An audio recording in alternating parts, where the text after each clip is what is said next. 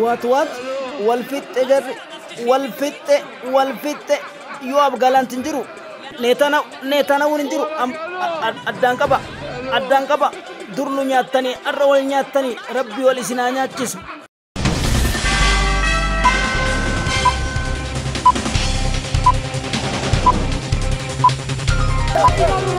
بقى سنت بقى ربي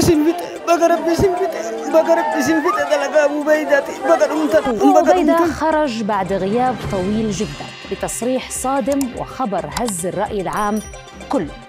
عاد جولاني إلى الشجاعية وهو شاول أرون.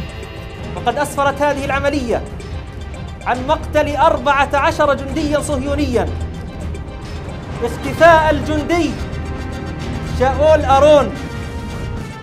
نقلت صحيفة هآرتس عن مصادر في الجيش الإسرائيلي. الشلداك، من يدرس ما هو الشلداك، هي وحدة من أهم القوات الجوية قل من سينا أدى براهي الركوتا تان الالوى السلطان الديتوني أكثمس ويست بانك تول كاريم الرا كاسن جدون غالنسي جبلياتيس Anke gurguddoo qabsiiseetiin paarlaamaan Israa'el wal nyaate qondaaltonni gurguddoon waraana afur bakka takkatti calaafaman Abu Ubeydaaf Yahyaa Siniwaar qabnatti qabriin isaan qabdeetti qadaadde fulbaana tokko 2024 akkam bultan kabajamtoota hordoftoota keenya kun Caayaa News Teknooloojiidha. Fannoo teknooloojii taateewwan raasaa addunyaa teenyaa Afrikaa hanga baaqiddu galeessaa addunyaa guutuutti madde miidiyaalee Aljazeera, Al Arabiyaa, Associated Press, Reuters, Hindustan Times of India, akkasumas Free Press Journal, Al-Madiya, Masran, First Post, Wiho,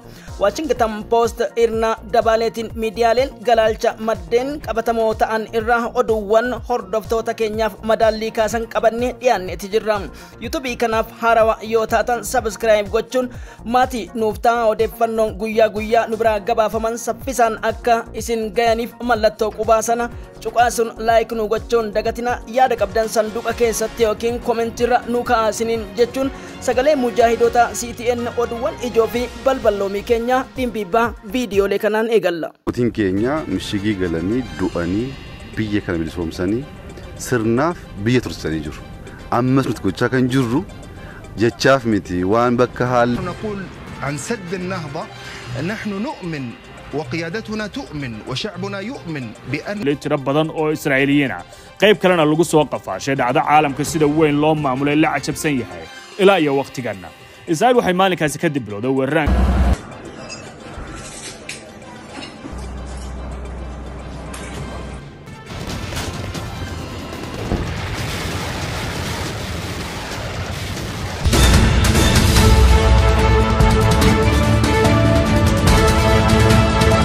Finxaaleeyyoonni warra kaabaa imalli 4 kiiloo jala gufate jennaan faallaa birmadummaa biyyaa dhaabbachuun asriin qabatanii bulchiinsa biyyoolessaa kan hoggansa jijjiiramaa irratti banan awwaalcha isaanii ta'uu akka jiru raayyaan ittisa biyyaa beeksiseetii jira. Loltoota 10,000 oliin Somaaliyaatti kan erge mootummaan Abdul Fattah al-Siisii Masriidha yaadannoo guyyoota 6 ta'uuf akka jiru jala muree beekuu qaba jechuun ajajaan waraana waliigala biyyoolessaa Field Marshal Biraanuu Juullaa beeksanii jirani. Gootichi raayyaa ittisa biyyaa humna finxaaleeyyii Amaaraa godina Salaalee aanaa darratti kanneen uummata irratti dhiibbaa taasisaa turan dhiibbootaan biyyootti dabaluu isaatiif hedduuwwan qabuudha kan Iziyaan gabaase kanas balballoomii keessatti dhageettu. Mujaahidonni diirrabbiitiif eenyummaa isaanii adawwii ilmaan Yahudoota Israa'elii fi akkasumas shariikota isaaniitiif harkan kenninu jechuun of wareegaa jiran West Bankitti qondaaltota Israa'elii 2 kiyyoo dhukaa konkolaataa irratti maadheeffateen waaroo boo'ichaa Koloneel Daaglos yookiin Netanyahuuti erganiiti jiran. Lolli ganama kana kutaa Tal Al-Alawaa daandii torbaffaa Ashaahiddin Imaam Yaasin 105 akkasumas Juhaariddiinitti taasise akkuma gaazexeessaan Aljazeera Allahu Akbar jedhe nutis Allahu Akbar jenna. Komando beekamaa Yahyaa Siniwaar qabnaaf garasitti imalan 27 ciciibseetiin imimmaan Filisxeemota qoorsuu itti fufee jira.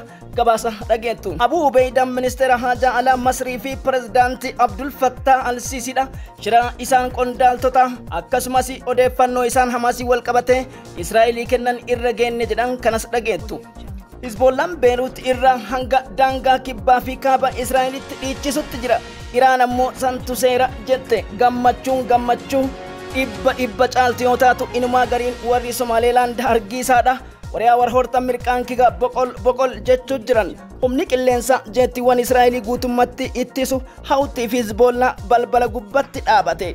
Eeyyee rabbitti aansee gooticha quraana rabbii dhungachuun adawwii macheesse Vladimir Putin nuu jiraadhu jedhan. Murnaamisk BNS 400 Air Defense balbala Hizbollaa Beerutitti dhaabate. Loltoonni Ameerikaas lama xalayaa sakarul mawtii saffisaan dhaqqabe jedhan. Associated Press Reuters shan immoo haala qilleensaa eeggataa jiraachuu kaleessaa akkuma booyuuf jirtu jechuun Pentagoniin akeekkachiisan. Humni warraqa Islaamaa kan Iraaqidha. Loltoota Ameerikaadha. Asheeta boqqolloo durnuti warra keenya dhokanneetiin waddannu fakkeesse ciciibseetii jira. Imalli Joon Baayiden gara Jaappaanitti taasisuuf turanis gufachuudha kan ministeerri raayyaa ittisa biyyaaf ministeerri haajaa alaa Ameerikaa beeksisee jira. Gareeleen mormitoota Israa'el uummata guutummaa biyyattii 75 akkasumas paarlaamaa Israa'el keessa amansiisuun Netanyahuun hidhatti dhiyaachuu qaba. Guyyoota 330 guramtoota keenya irratti nama murteesseef kaaznaa kenna duwwise yoo jedhan waraanni Israa'el ammoo fonqolcha addaa raawwate. Kana hunda dhageettu alaamanni keessan nagaya rabbiitiin haa guutamu. Kanneen YouTube kana hordofaa jirtaniif sagantaa kana hordofaa jirtan Telegramii fi Messengerii qofa isaan kunniin isin adabu waan taateef nama shaniif share nu godha. Alaamanni keessan shanacha guutuun haa guutamu jechuu barbaanna. Maarree gama dhimbibbaa balballoomii caatti isin geessina.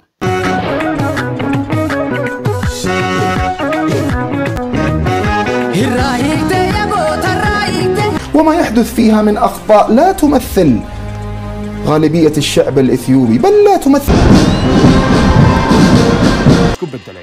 tan iyo saxiixii Addis Ababa ee bilowgii sanadkan iyadoo ay soo baxayaan ifafaalooyin muujinaya sida ay laga maarmaanka u tahay.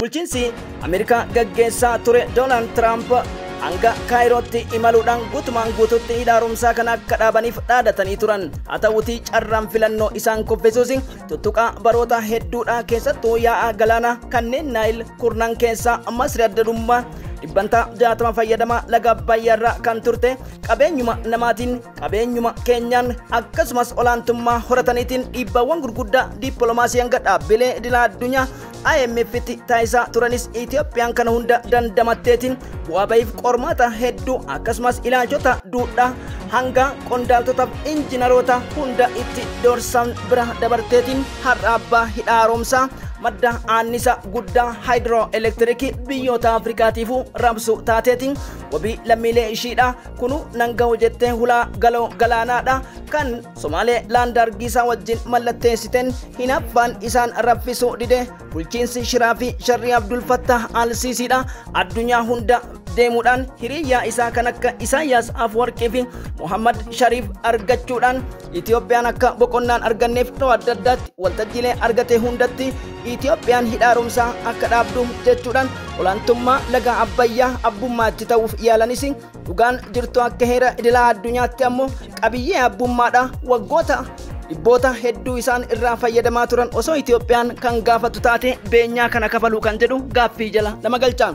Abbaan qabeenya beekamaan Masrii tokko yoo Itoophiyaan hidhaarumsaa kana bishaan qabdu taate hundetti dhoofna jechuun dhaadachuun isaaniitis waggootuma 4 dura ture. Hoggansi jijjiirama kaayyoo cichaaf akkasumas tarsiimoon deeggaramee uummata biyyatti hiree giree isaatiif dhaloota diinagdeedhaan jijjiirama gaanfa Afrikaa keessatti fide ta'uu akka danda'uuf jecha walooma keenyaan Abbayyaan haa xumurru dhaadannoo jedhuun uummanni biyyattiis kun dhimma keenya jechuudhaan ijoo siyaasaa tokko maleetiin Abbayyaa xumurateetiin itti garsiise. Masriis abdii murte. Abdii muranis inteenne waltajjiiwwan liqii baankii addunyaa akkuma biyyoota kamittuu biyyi kamuu fudhachuu dandeettu hunda uggursiisanii liigii arabaa keessatti olola hunda hanga danda'aniin wanti isaan hin godhin hin jiru. Gamtaan Afrikaatis dhimmoota Masriin itti deemaa jirtuuf Somaaliyaa wajjin kikiriphisa isiin gootu kanarraa akeekkachiisanis dhaga'uu hin dandeenye. Inumaa loltoota gara 10,000 gara Maqdishootti erguun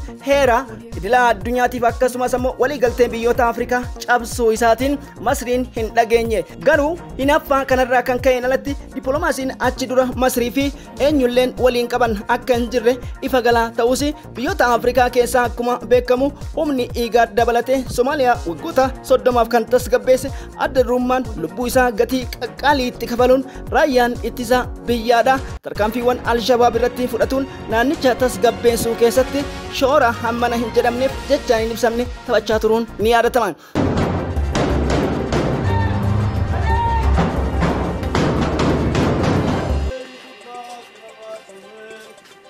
الجناح العسكري لحركة حماس أعلنت إصابة حمام عساف كان يشغل منصب قائد اللواء الجنوبي لهم في الحرب على غزة. كانت استبدال بلواءين من الاحتياط، لواء يفتح ولواء كرملي. في القيمة العالية وترتيب أولويتها.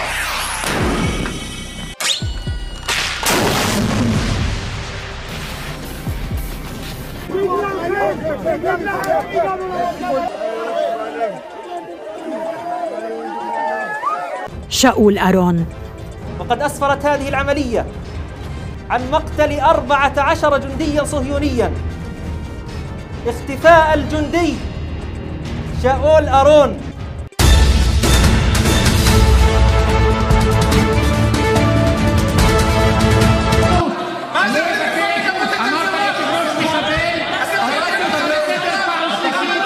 الكل تابعها، وصول أسلحة من إيران، من أذرع إيران عبر الحدود الأردنية إلى ما شابه ذلك.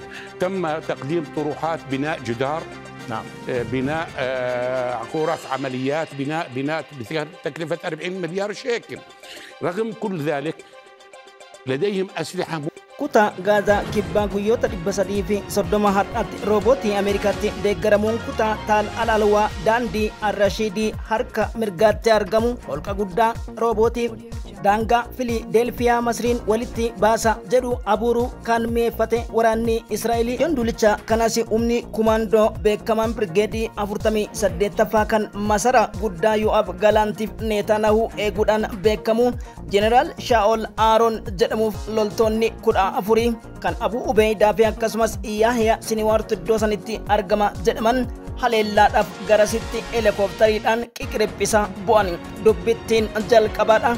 Misaa'ila addaa beekamaa kan MS jedhamuu fi QS kiiloomeetirii 10 jedhuun kanneen M95 jedhamutti fayyadamuudhaan haleellaa tarkaanfii cimaa fudhataniin qondaaltichi ciisuudha Abuu Ubeydaan dubbatan. Battaluma isaan qiqqiriphisaa dhufanitti misaa'ila addaa QS 10 kiiloomeetira jedhamuun Birgeediin Alqaasaadha fageenya irratti laboomse mirkibaaleen dura imalaa turanii fi helikooftariin gara mirgatti yeroo buutu humnoonni Birgeediif sinaayiparoonni loltoota ispeeshaal foorsii keessaa jalqaba hoogganaa kana qaqam godhan. Shaa'ol Aaroon yookiin Birgeedar Jeneraal itti aansuudhaan fageenya meetira 850 irratti Birgeedii Alqudduusitu argama jedha Aljaziiraanii fi akkasumas Almaadiyaan. Aliyaasinii 105 bakka Alhuduud jedhamuttis helikooftariin reeffa baatteetiin saffisaan loltoota 14 fi qondaaltichaan yeroo balali'aa jirtutti Alqudduus droonii suuraa foddaa irratti argaa jirtan kanaan reebichaan dhaqqabe. Helikooftariin caccabdeetiin gaddi guddaan Israa'elitti ta'e. Beetiin walakkaa Birgeedii 3 guutuu kan bobbaase raayyaan ittisa isaa hin tumamuu qofa osoo hin ta'in merkebaan taankonni jedhaman QS misaa'ila jedhamuun kan haleelaman ta'uudha Alqassaan gabaase. Gabaasni kun akka Hindustaant jedhutti merkebaawwan 4 dhidhimuu fi gama biraatiin ammoo sa'aatii 9 fi walakkaatti ammas humnoonni Filisxeemotaadha Gaazaa walakkeessa Zayituunirra konkolaataa beekamaa reejimentii 48ffaa fi Birgeedii 2ffaadhaan imalaa turan keessaa namoota 4 gatuudha kan dubbatan. Haa ta'uutii walumaa galatti loltoonni 7 dhidhimanii Biveerkaa fi Shaa'ul Aaroon qondaaltota beekamaadha. Siraak Biveerkaan qondaala Birgeedii ajajaa waraanaa kan 34ffaa yommuu ta'u akkasumas Shaa'ul Aaroon ammoo Riippaabilikaan gaardii Teelaabiib ture jedha. Haa ta'uutii dubbittiin gaaddisa caaluun rabbiin isaan hunda dandameetiin Abu Ubeydaanis akkasumas Yahyaa Sinwaaris kallattii biraatti akka argaman kan gabaase Almaadiyaan. Haa ta'uuti guyyoota 8 duratti akkuma beekamu tarkaanfiiwwan gurguddaan nuti dhumarratti fudhannuu fi lola Gaazaa golabnuun Abu Ubeydaa, Abu Hamzaa fi Yahyaa Sinwaar ajjeefna jechuu Daani'eel Hagariidha ni yaadattu. Kanattiin dhaabbanne tarkaanfiin gurguddaan humnoota gidduu galeessa gara Al-Nuseeriyaatittis har'a haleella ciccima kan fudhatan Israa'eloonni kutaan Filiidelfiyaadha dhukaasa gurguddaadhaan kan guutame ta'uu maddeen Almaasira gabaasanii jiran. هو من آخر يناير الماضي انتصرت حتى أعلنت القوات. من يدرس ما هو الشلداك هي واحدة من أهم القوات.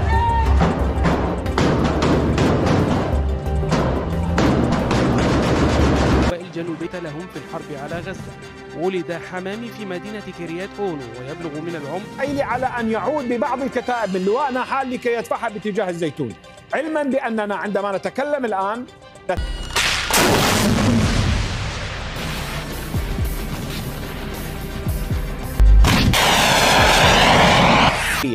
تقوم بعملية الاستهداف بغرض تدمير هذه القوات من خلال استخدام وسائل لا تمتلكها القطاعات تخطيط العملية العسكرية أو حسب الترتيبات الدفاعية. نوني إسلاميك ريزيستانس دمي إراكيد هللا كنس أمريكان فلتين والقام سيسيطر أمريكا قدت قلتن akka American SBS fi CBN jedhu miidiyaaleen gurguddaan gabaasa jiranitti loltoonni Ameerikaa jaha kan madahan ta'uudha amma gabaasni amma bahaa jiran kanneen keessaa galgala 2 du'uudha maddeen miidiyaalee kanneen Axios, Associated Press fi Reuters yoo gabaasan akka Al Jazeeraan afaan Arabaadha har'a gabaasetti loltoota Ameerikaa kana drooniif akkasumas misaa'ilota gurguddaadhaan hadhachuun wal qabsiise kaambii mooraa gara kibba baha Baagdaad jiru guutummaatti barbadaa'u fi ajaja naannichaa dabalatee loltoonni jaha madaa'u kanneen 2 ta'an ammoo lubbuudhaan dabru wal qabsiise imalli Joon Baayiden gara Jaappaanitti taasisan haqamuun dhagahamee jira.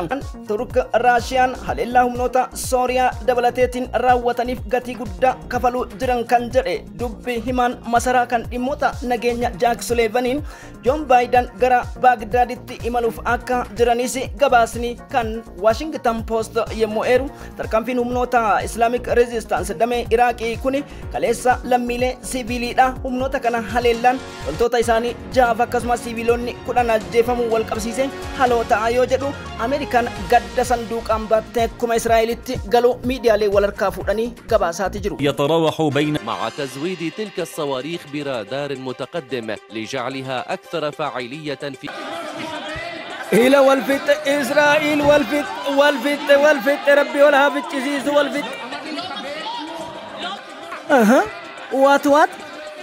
what get out bayatu atu bay yalla bayatu bayatu holocaust adangaba itamir please sit down this balaan isinitti haabuutu ammallee izni rabbiitiin